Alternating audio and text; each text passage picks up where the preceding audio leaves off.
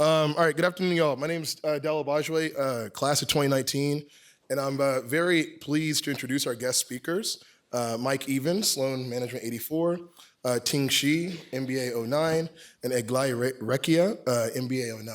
And also want to welcome all of you all coming from near and far to y'all's reunion. So 1 to 50, does it go beyond 50 or just 1 to 50? Huh? Some for 50 plus, so congrats to all y'all who are here. These guests are joining us for a celebration of ideas with great impact and to celebrate the collective strength of the alumni community.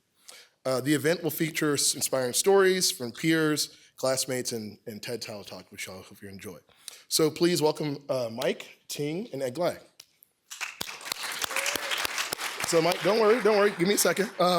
So first we'll get Mike. Mike's gonna go first, and each one will give their remarks for about 10 to 12 minutes, and then if there's time for questions afterwards, please feel free to ask them. So think of them as they speak. So first we have Mike, who's worked in the investment industry for over 35 years in various roles and organizations. He first began his career at the Independent Investment Associates here in Boston. During his time here, he contributed to the firm's growth as a firm and from an insurance company to spin off to one of the fastest growing asset managers of its time. Mike holds a bachelor's degree in economics and bachelor of science degree in operations research from Cornell University in New York. And he also earned his master's degree in business from MIT. So please give it up for Mike Even. Thank you very much. I want to start with a confession. I think I've made hundreds, maybe thousands of presentations in my career. I really don't remember being as uptight about a presentation as I've been about this presentation, mostly because I've tried to make it very personal, but the more personal I made it, the more I started wondering whether it was at all relevant to the rest of you. So bear with me. I apologize in advance. It's only 10 minutes if it's really a waste of your time. But what I really want to talk about today in the next 10 minutes or so is the last 5 years of my career. I had what I call a very linear career. I kind of was brought up and bred an engineer, but I came to Sloan in '82 specifically to change that, to move into business. I fell in love with investing, and I joined the investment management industry back in '84 when I graduated. And I had a very kind of normal career. I switched jobs, but I stayed in the industry. I kind of rose through the ranks. And just out of curiosity, how many of you would describe your career or your career thus far as kind of linear without any kind of huge major pivots? I see some hands.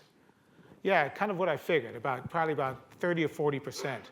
For those of you who pivoted very frequently, maybe you will find my experience less relevant, I don't know. But in 2012, I was CEO of a firm in Boston, I decided to sell it. We created a deal in 2015. I stayed on until 2018, at which point I left and kind of retired. And I say retired in air quotes, because I had no intention of kind of doing a traditional retirement. I didn't want to play golf. I played very poorly. I didn't want to just sit on the beach. I wanted to be very active.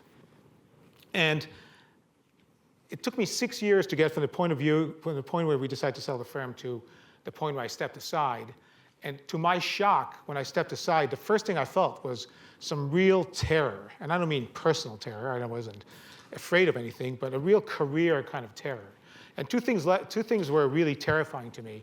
The first was I'd worked 35 years to build a career and make myself relevant. And I felt like with every second that passed after my departure, I was becoming less and less relevant to that career. The career was kind of deteriorating before my eyes. And secondly, on a personal level, I found myself introducing myself to new people by telling them what I used to do and who I used to be. And it was an extremely frightening kind of experience to kind of felt like I was living in the past. My life was over. I was kind of telling people what I used to do. And I kept thinking about people who have to pivot involuntarily or very suddenly and how frightening that must be. And I tried to deal with it. And the way I deal with everything is by kind of organizing it, treating it like a business challenge. And really, that's what I want to talk to you about, kind of how I created a format for dealing with this. Where do I go next?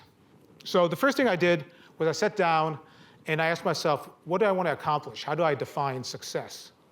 And I found, I tend to think in threes. Everything for me is in threes.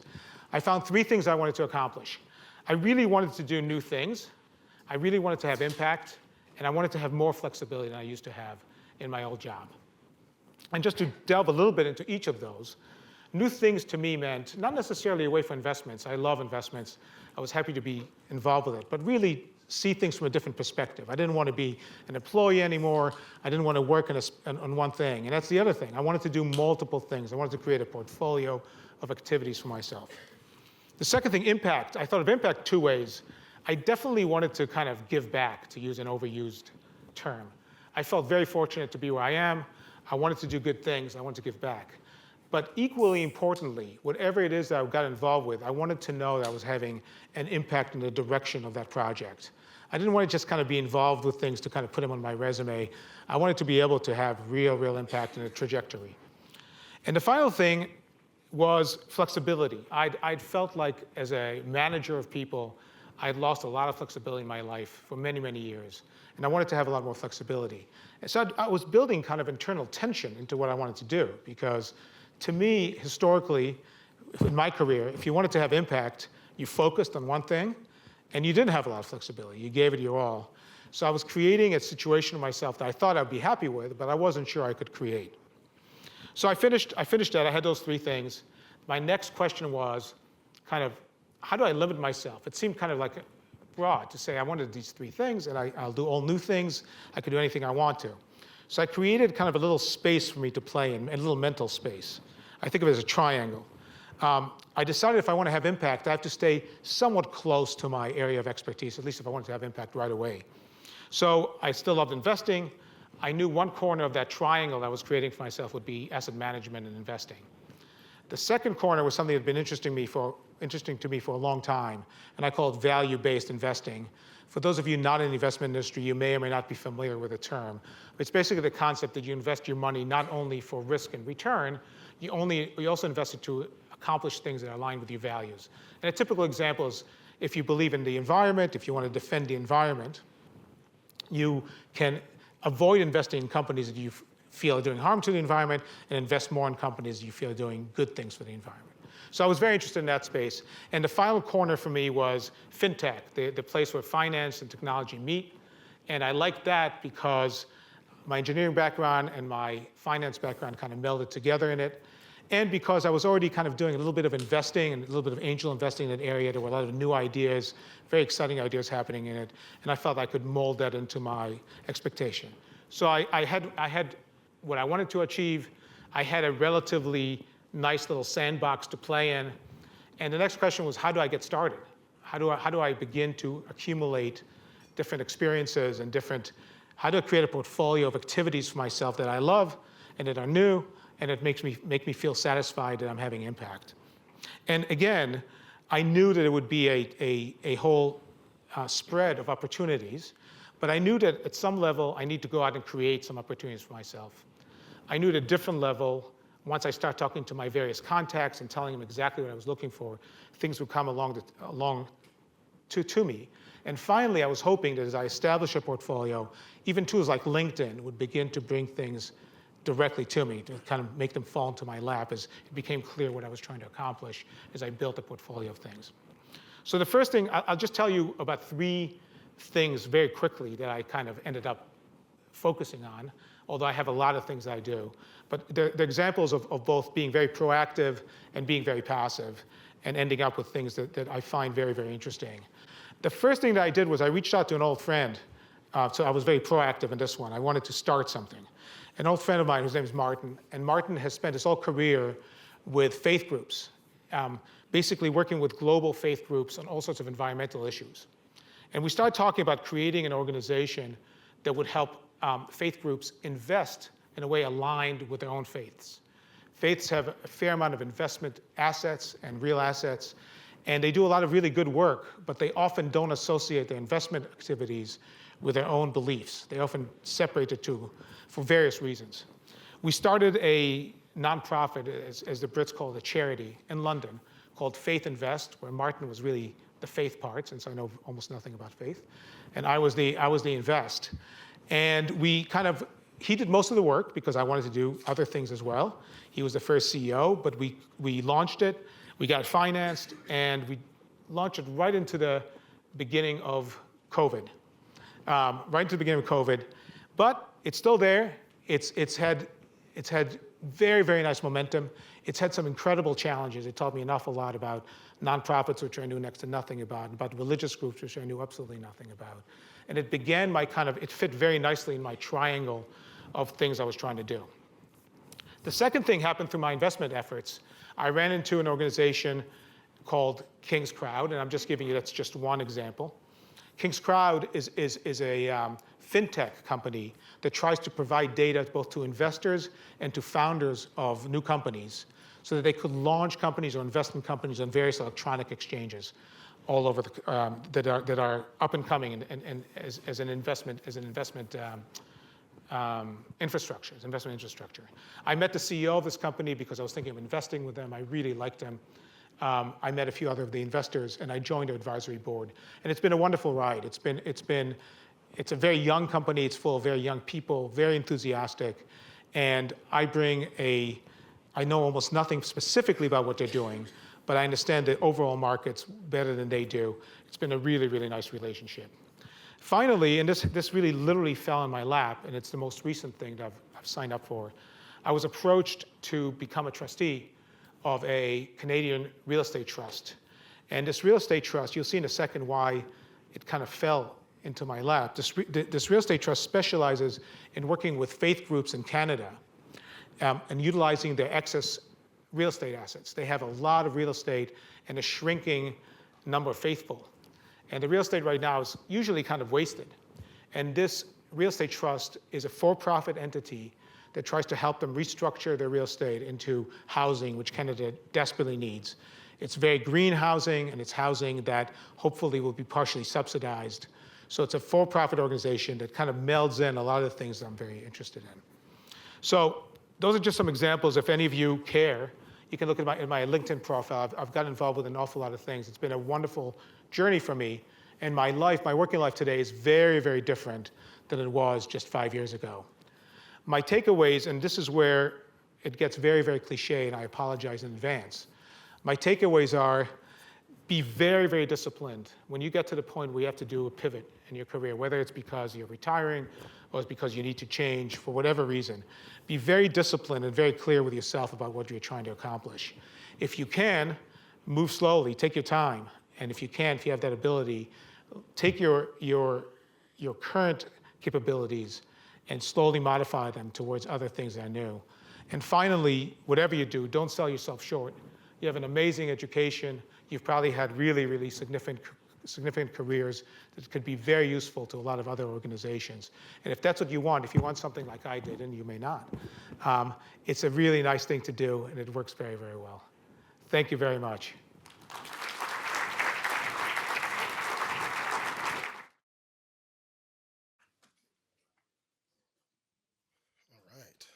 Thank you very much, Mike. All right, next up we have Ting-Chih, and she is the CEO and founder of ClickMedix, an award-winning healthcare platform and technology company powered by AI. It was born out of MIT to improve the health of over 1 billion people. She's won various awards, such as the 2019 World Summit Awards, 2018 Asia 21 Young Leaders, and the Asian American Chamber of Commerce Young Professional of the Year. Ting holds a BS in computer science and MS in software design and management from Carnegie Mellon University. So welcome Ting-Chih, please.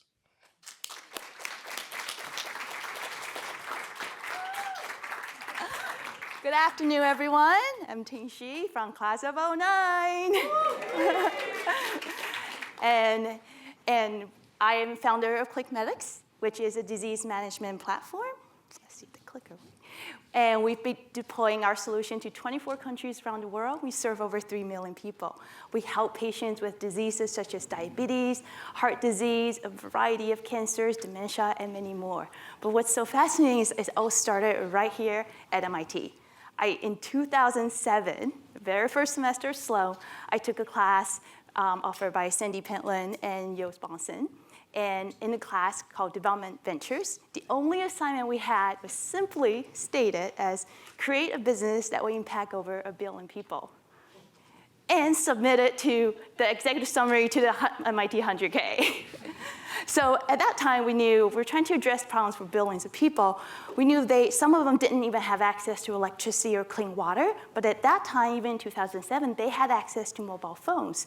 So our idea was to program the mobile phone, and at that time, there were Nokias in 2007. The iPhone has just come out. We programmed the Nokia, which then had a questionnaire that mimicked what a doctor would have asked of the patient to figure out what disease they have. And then it transmitted that information to the remote doctor, who can then confirm the diagnosis and provide the treatment needed to be delivered by the local nurses or rural doctors who didn't have this expertise in their locale.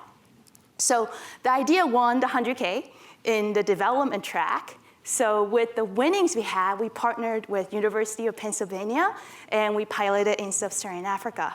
So this is a somewhat typical housing of some of the patients that we see. It's a mud house built usually by the women in the community with their own hands and mud and elephant dung. And if they needed to go see a doctor, they had to walk for half day, sometimes all day, to the clinic. When they get to the clinic, they wait another whole day to be seen. And if they are seen, the condition really isn't ideal. And in one of the projects, this is in Botswana, which has high prevalence of HIV. And Cindy here came into the HIV clinic for her routine checkup and medication, and she didn't know anything about cervical cancer. So the nurse told her, there's cervical cancer, it's very easy to screen, would you like to be screened? She agreed, and the nurse used our application, which had these questionnaires about whether she may have cervical cancer. Also had decision support that we worked with the women's health expert to figure out how do you determine if someone has cancer? What do you see? What do you ask? And then this was sent to the Women's Health Center expert, who confirmed that Cindy does in fact have cancer. And she instructed the nurse to surgically remove the cancer cells right there on the spot. And then it generated how to follow up, how to know if the cancer would resurface, when she should come back, what meds she should take. And all of this is then powering a knowledge hub, which then is learning from as patients come through, and is learning to diagnose cervical cancer. And as more patients come through, it's just getting smarter. And that day, we saved Cindy's life. And that summer, we saved the lives of 96 women. And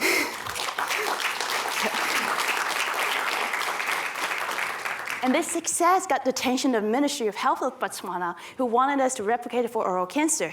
And you can see right here, white cells, that's cancerous cells on the tongue that is so easy to see and visible. They didn't know to look for it. So with our application, we trained the local nurses and doctors to just take a picture of it, screen for it, and also they're learning to do that even without the application to see the white cancerous lesions. And this was adopted by the government of Botswana because it would save them over $1 million a year, because Botswana is a rich country that produces diamonds. They were flying doctors all around the country, and that's where the savings come from, just on transportation alone. And I recall in my MIT application essay, I wrote why I wanted to come to Sloan, and it was to save lives. So the experience in Botswana made me realize my dream came true. But we all know running startup is not easy. It's also a turning point in this business, that this just got real. I need to actually build a thriving business from this point onward. So we commercialized this idea by developing a software as a service platform that we sell to other healthcare organizations that want to achieve this type of impact and efficiency. And we sold to companies like Medtronic. Medtronic had a portfolio of surgical devices that were underutilized for ear infection surgeries. So they needed to generate demand of patients, and this was in India. So we trained health workers like Sony to use our application to screen for ear infections. And there's a hole in the middle of the eardrum. This means the patient is losing their hearing. It's probably painful, and the treatment to regain hearing, it's only a few hours with a surgical procedure. And we were doing over 100,000 of patients per year just on ear infections alone. And the images we also collect to be able to train AI to automatically help diagnose and identify treatment plans. So we sell this to different organizations. And insurance companies, obviously, they want to lower their costs and improve the overall health of the population. Various specialties, I mentioned ear infection and cancer, they want to treat more patients. And different health services, they want to reach patient populations that are rural or further out and achieve more commercial scale. And for governments, they want to alleviate the disease burdens they have in their country, and a lot of that is chronic diseases. So ClickMedix is a platform whereby health organizations can build on top of it and very quickly, within days or a few weeks, to launch their new disease management program. They can even sell their own software as a service offering or membership services to a variety of patients and programs. And we charge a per user per month fee and any licensing customization fee on top of that. That all goes on the platform. And today in Kenya, you can go download the MyDawa app and say, I need a consult, and the doctor will give you a consult, and then same day you get the delivery of medication right at your door. And in Uganda, with healthy entrepreneurs, you are way out in the village with the house that we saw earlier, and a village health worker will come to your house, screen for diabetes, screen for hypertension. She'll then consult with the doctor who's going to be remote, who then confirms, let's say you have diabetes. She would then have a basket of medications she would take out and give to you and come back monthly to refill your diabetic medications. And in Bolivia with Promujer, which is a microfinance nonprofit, women like her will go into the finance branch to repay back their loans, but at the same time, the health worker can screen her for chronic diseases as well. And right here in the US, we work with Medicare patients. Many of them have on average 5 different diseases. Diabetes is one, hypertension, heart disease, many others. And we give them an entire team of health coach, doctor, pharmacists, and nurse navigators who can help provide entire support of the needs of that patient. And the nurse herself can then also prioritize which patient needs my attention today, which one tomorrow, and how do I pay more attention to the ones that need my help more. And in order to support all of these, with every new customer, we add new features onto the ClickMedix platform.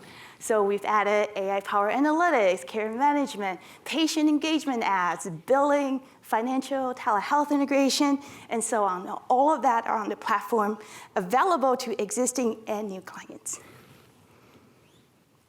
So PopIQ is a client that then offers the technology to health insurance companies.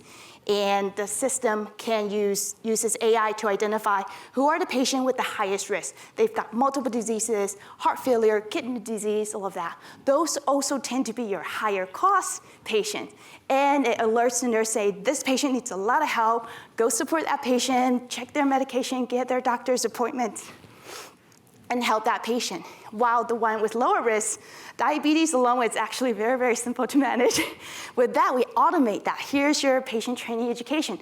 Here's your delivery of medications. Here's how you manage. Here's the annual checkup. So that's how we can automate the entire process that you saw for a variety of diseases. And together, we're able to increase the productivity by 20 times. So a single nurse who is managing 100 patients can now manage 2,000 patients at the same time. And that's because the easier ones are automated, the harder one, that's where she focuses on. And in the very first 5 months of implementation with one of our clients, we saw $5 million in savings because the patient no longer needed to go to the hospital, and therefore reducing the cost and also better health outcome and quality of life when you don't have to always go to the hospital. And we process millions of patient data per day. And when we looked at what are the main drivers or what disease is most expensive, turned out dementia, more commonly known as Alzheimer's disease, which is a part of dementia, is one of the high-cost diseases. So we work with CareBrains to develop a way to screen for dementia patients. Sometimes with facial recognition from a gaze, you can tell someone might have cognitive decline, could be dementia. Or other things I'll illustrate here, dementia patients tend to have a shuffle, like it's irregular. If you have a carpet like this, a shuffle and trip and fall.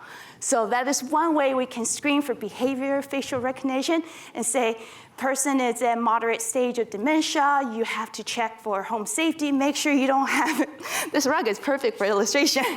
Rug, that's just here, that could trip the patient.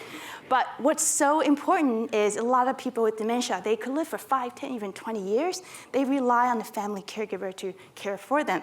So we develop training for the family caregiver so they know, let's check the house for safety. This has got to go, make it, other material instead, or hammer it down so it's secure. And also has a generative AI component that's taken the knowledge of experts in dementia care in there. So you could say, mom is saying weird things, what should I do? And it tells you, okay, here's how you find out, and ask more questions and what to do about it. An entire set of training. We also work with financial advisors, because when you look at dementia, it could be $10,000 to $20,000 a month of spending that you didn't plan for. So while someone might be in $1 million house and an entire portfolio investment, there's nothing cash liquid to pay for your actual care for the next 10 years. So we work with financial advisors, estate planning lawyers, and a number of neurologists and medical specialists to provide a full suite of care through CareBrains for people with dementia. But with all these technology solutions, it's awesome. There are things we still can't do.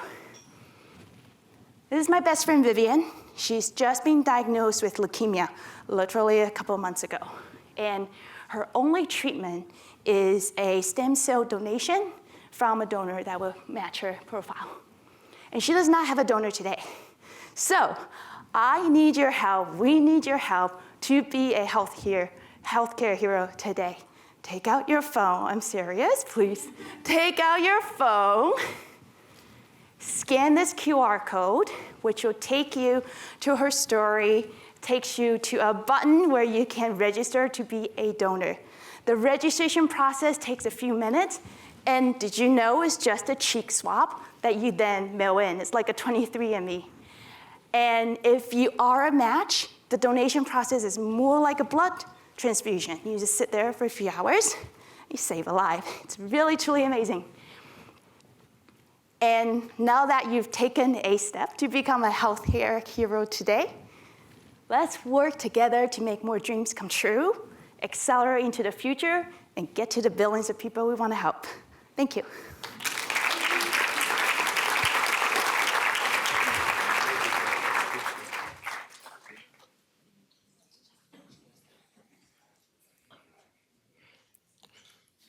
Right. Appreciate you, Ting. Very, very inspiring. Appreciate it. Hopefully you all are able to do that. I will do that afterwards. All right. Last and not least, we have Eglae Recchia, who's a CPO, Chief Product Officer for Berkadia.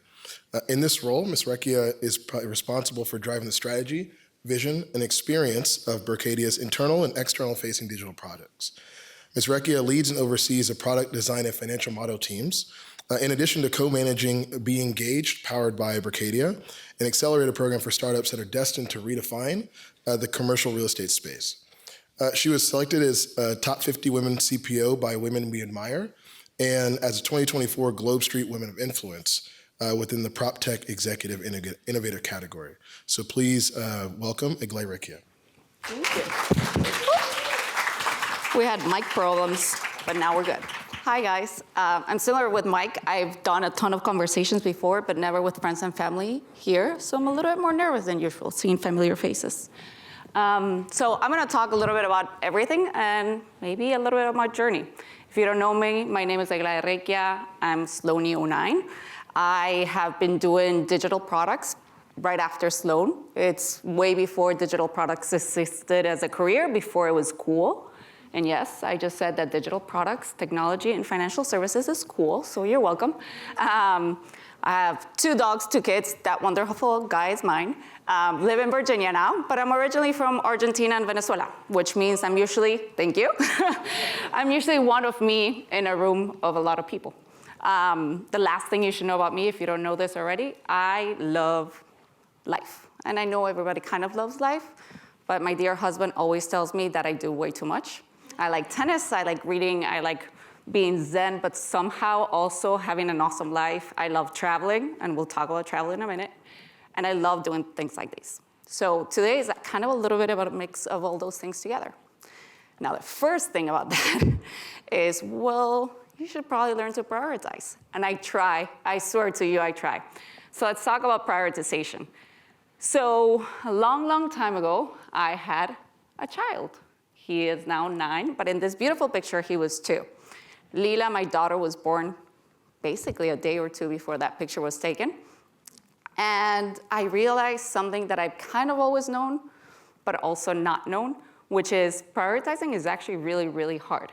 I've always been a very hard worker. Like Jose can tell you, I used to fall asleep studying for the GMAT at Sloan. You know, probably partied a little bit too much. I should probably had some ownership of rumor in order to pay for Sloan, but also was a kind of decent student. Tried to go on as many trips as I possibly could.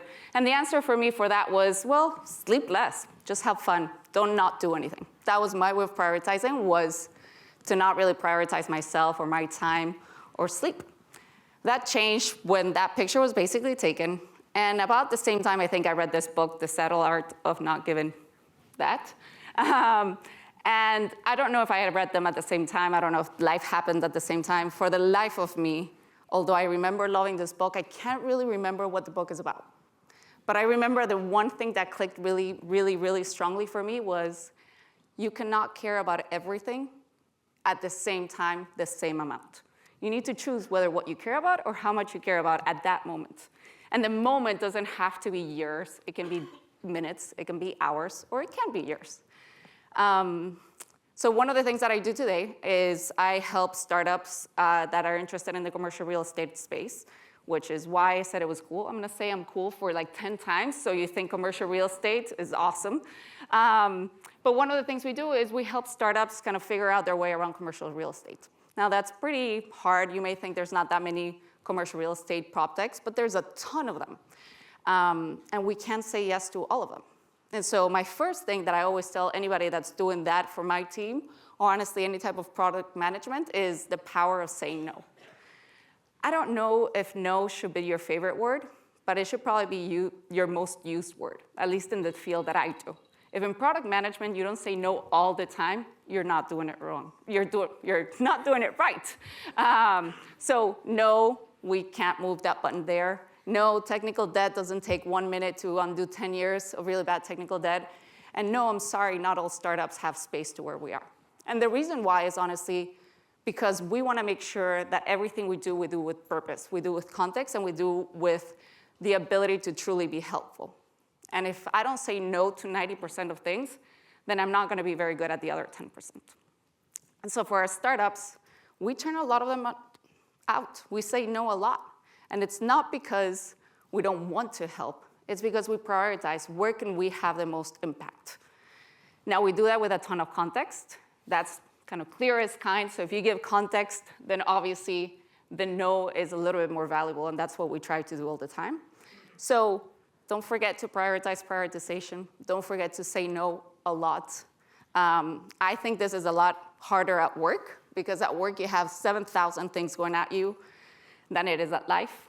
You know, Lucas asked us for a sleepover the other day on a Sunday. It's pretty easy to say no. It's like, no, I need sleep, so the answer is no. I had forgotten it was Memorial Day weekend, so we said yes. But mostly, say no a lot and prioritize prioritization. Now, the next best and most important thing on a product manager, pivot.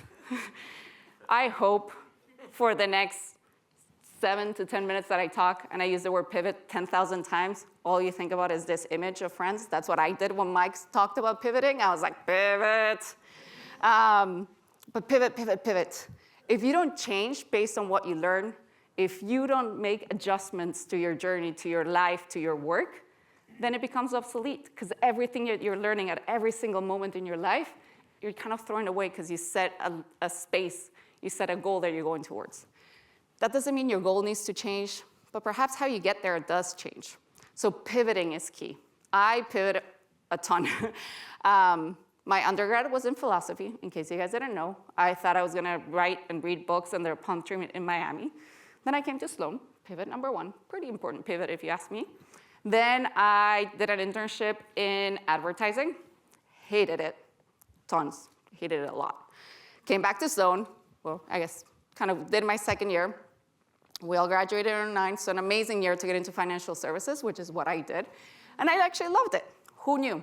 But then I moved from Boston to New York to Chicago to New York. Now we're in Virginia, right outside DC. Then I worked for 7 years in a company that I thought loved me back, but I didn't see the growth that I wanted. I decided that I was burned out, I was tired, I couldn't do that anymore. And I thought, this is the time for me to take a risk. This is the time when I'm gonna go and start my own company because it's what I wanted to do my whole life. It was awful. I hated it with a passion. I hated not having people around. I hated not having a team. I hated going super high and super low depending on who picked up the phone and who didn't. After a year, I was probably one of the few entrepreneurs that was in love with going back to corporate America. And I did. And then I went to Fannie, Freddie, Goldman Sachs, and now I think I kind of found my home where I'm at, which is Berkadia. Now, pivoting for me is the only thing that's made my career what it is. I'm not a one-person shop like Mike was. I pivoted, and I'm pretty sure I'm gonna continue to pivot because that's how I know how to do it. I know that if I learn a little bit, and I do what in product management we call incremental deliveries, which is you make a little change to try and make a big impact. Eventually, you're gonna get to a really big impact. So don't forget to pivot. Now, trusting your gut. This one is kind of, we didn't move to Dallas, Texas. It's a pivot I did not choose to do. But trusting your gut is important.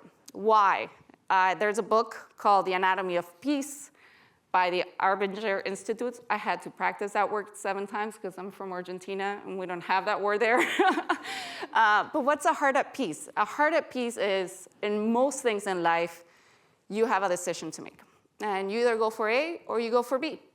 If you go for A, something in your gut tells you, yeah, okay, I'm good with that. If you go for B, you spend the next 10 minutes, 10 hours, 10 years, who knows, rationalizing, why did I do B?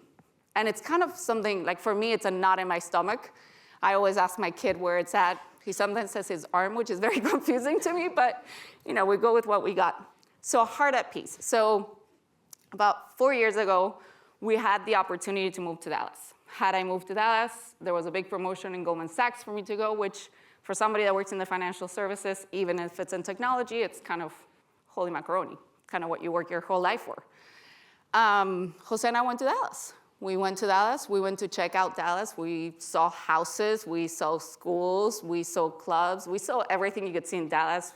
Went to the nicest neighborhoods to the worst neighborhoods. We tried our best to be like, okay, in a weekend, let's get to know Dallas. We came back home. We told our kids we were moving. We told some of our dearest friends we're moving.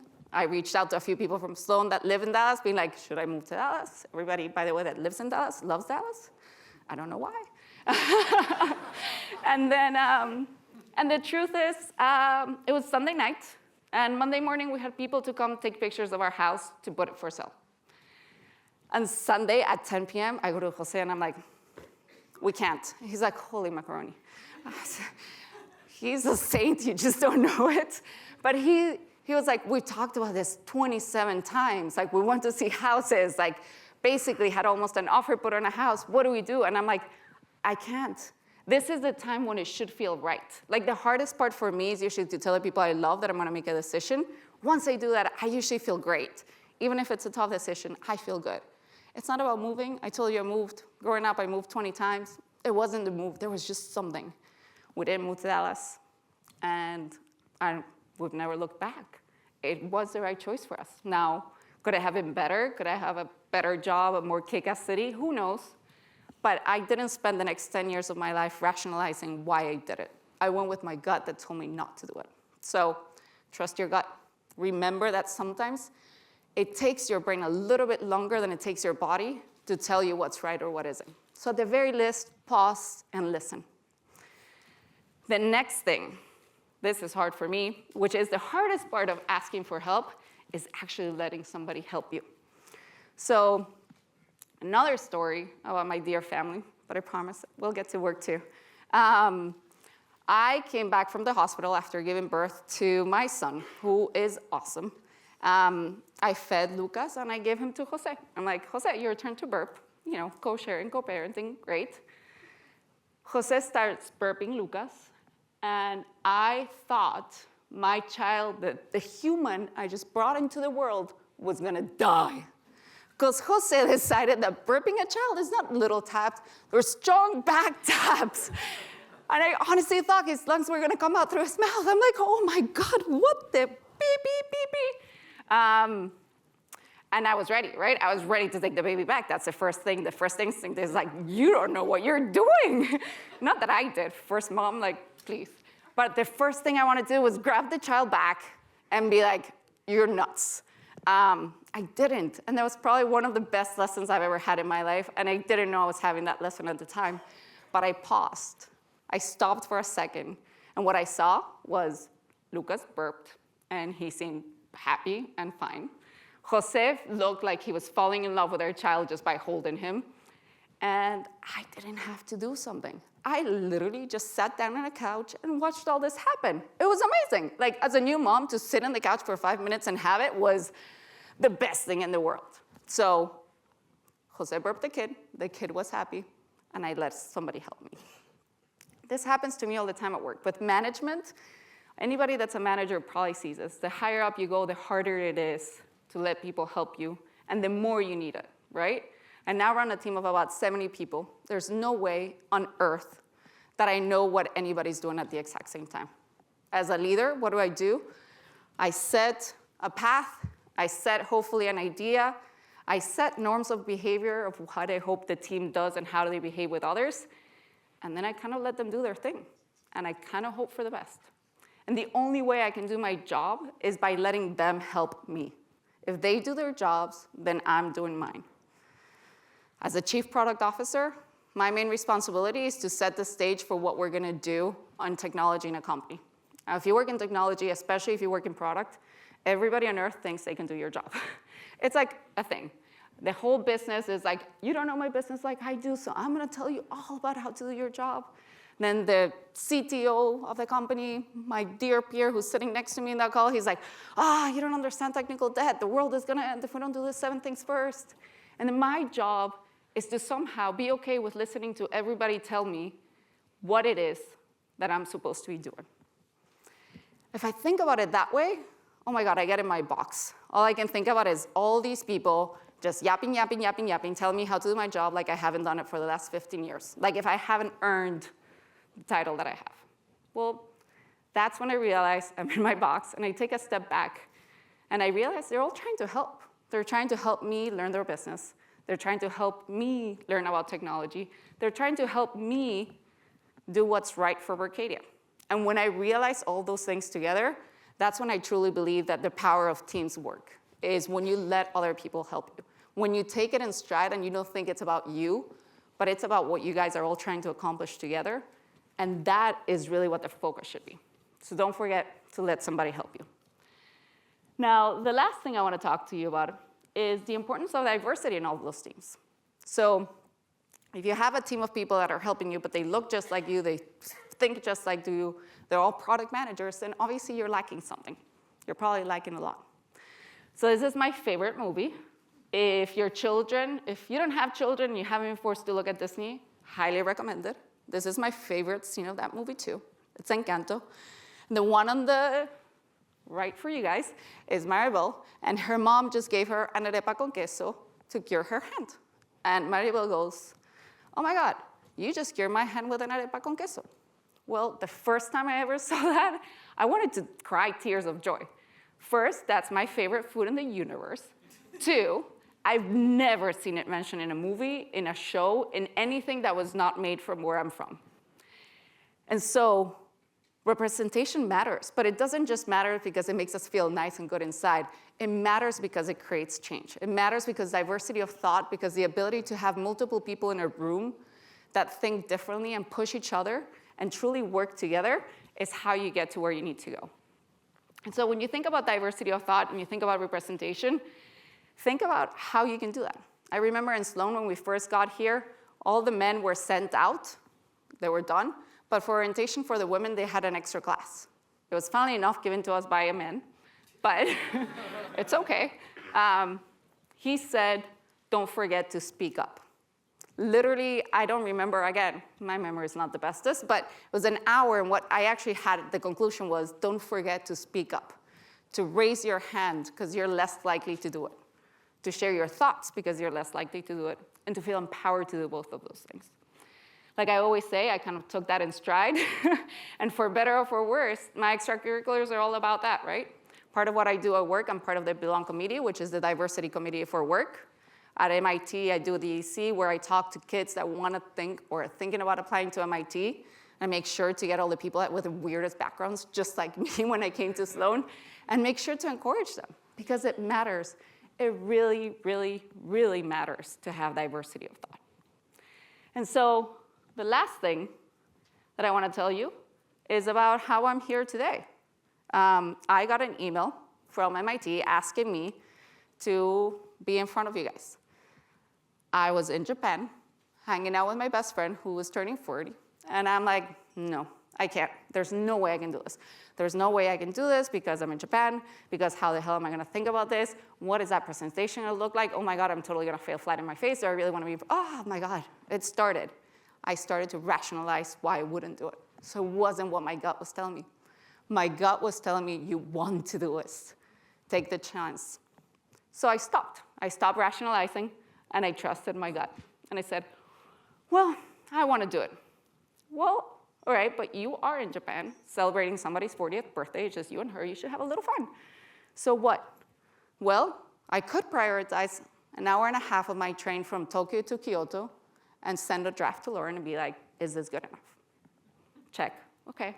Well, I could pivot watching, instead of 5 hours of movies in an airplane, watching 2 and put together a slide deck.